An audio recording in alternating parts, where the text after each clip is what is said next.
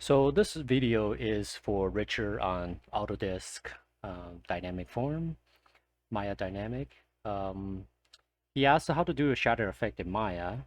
He's saying he's currently doing an experiment with Maya effects and bullet to make a stone shatter effect, aiming to make a slight crack animation on the stone, but end up having the stone explode way too quick. I have no idea how to adjust the speed to make the explosion go slower. Below is the rough play blast capture from the scene. So I guess we can take a look.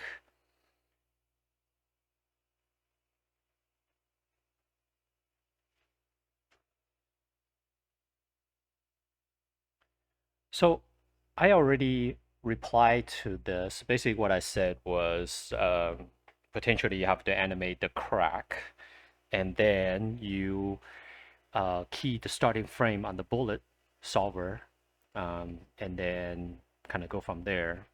Now, from what I have seen in production, they literally just animate this. I know what you're saying that, how to hand animate crack consistently has repeats of cracks. Sometimes there's just no movie magic,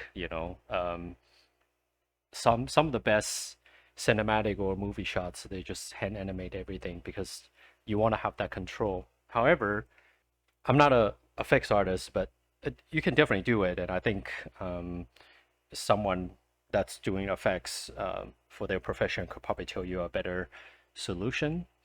I obviously preface saying that I would say, maybe Houdini will be a better choice than using Bullet and Maya. But with that said, let me show you what I have, and maybe that can get you somewhere. So I have shattered this piece already, and I'm going to try to do as quickly as I can. So I'm going to select some of these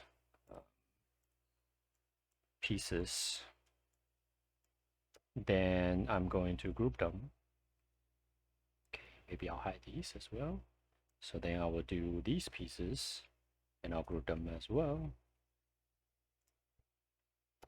Okay, so I mean, obviously, again, I'm showing the simple way of doing it. If you are, let's say, you have a very close up of the rocks and then they are doing cracking piece by piece, then you potentially have to animate that. Sorry to say, but yeah. So let's just try this. I'm gonna do frame 5. I think so. I'm just gonna animate these quite quickly. Let's see. So we'll set them to 0 at the moment, and then for the next frame, I will just offset them a little bit.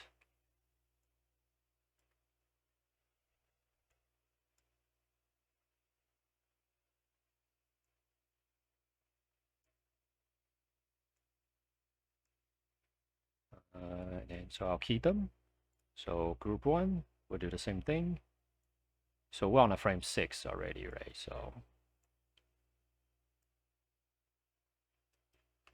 So then now we get this effect.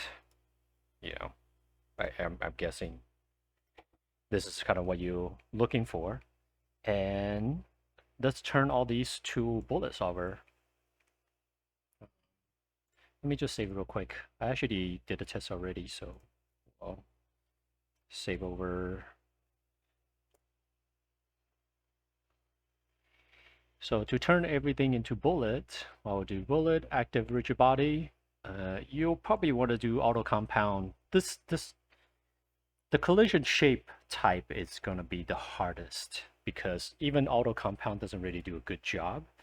I have run into, with my experience, I have made my own compound before, meaning that you actually go in and then you change well, you basically add a bunch of a sphere around or boxes together. But for speed's sake, I will just do this very quickly.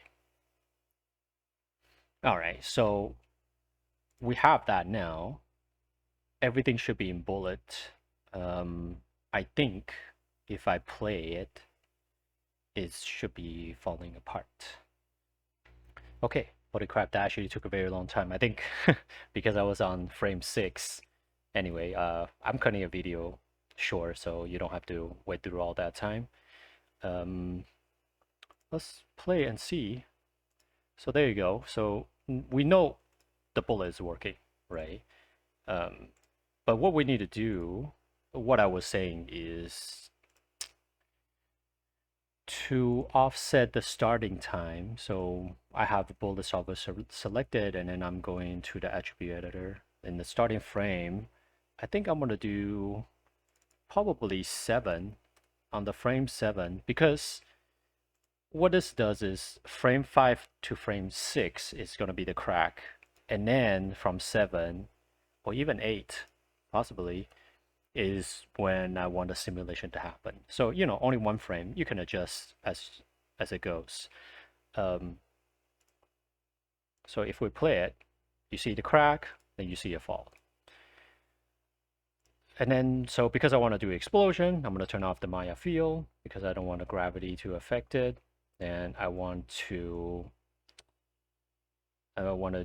use my own field. Let's just say, I guess I can do like a radio. Just push it out. Let's put it somewhere there. Let's do 50. I guess at this one I kind of need to key as well just to be safe. Maybe you don't have to since you already set the simulation starting frame, but I'm doing it just be safe. So there you go. So that will be the approach that I will go with. Again, maybe there's other way of doing it.